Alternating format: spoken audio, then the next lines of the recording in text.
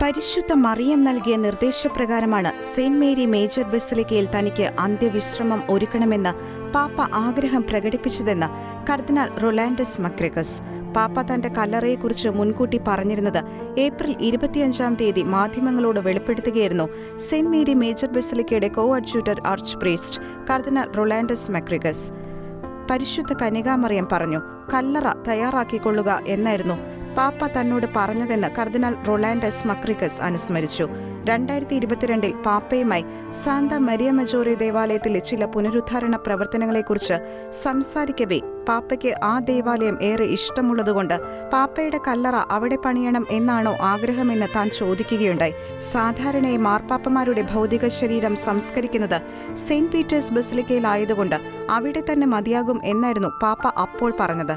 പക്ഷേ ഒരാഴ്ച കഴിഞ്ഞ് പാപ്പ തന്നെ വിളിക്കുകയും മരിയ മജോറെ ബസിലിക്കയിൽ കല്ലറയൊരുക്കാൻ പരിശുദ്ധ മറിയം നിർദ്ദേശിച്ച കാര്യം അറിയിക്കുകയുമായിരുന്നു. പരിശുദ്ധ അമ്മ തന്നെ മറന്നില്ല എന്നതിൽ താൻ വളരെ സന്തോഷവാനാണെന്നും അന്ന് പാപ്പ പറഞ്ഞു. കല്ലറയ്ക്കായി സെന്റ് മേരി മേജർ ബസിലിക്കയിൽ ഒരുക്കങ്ങൾ നടത്താൻ നിർദ്ദേശിക്കുകയും ചെയ്തെന്നും കർദിനാൾ കൂട്ടിച്ചേർത്തു. പക്ഷേ സാലുസ് പോപ്പുലി റൊമാനി ചിത്രം വണക്കത്തിലുള്ള മെയിൻ ചാപ്പലിലാകരുത് തന്റെ കല്ലറ എന്ന നിർബന്ധം പാപ്പയ്ക്കുണ്ടായിരുന്നു.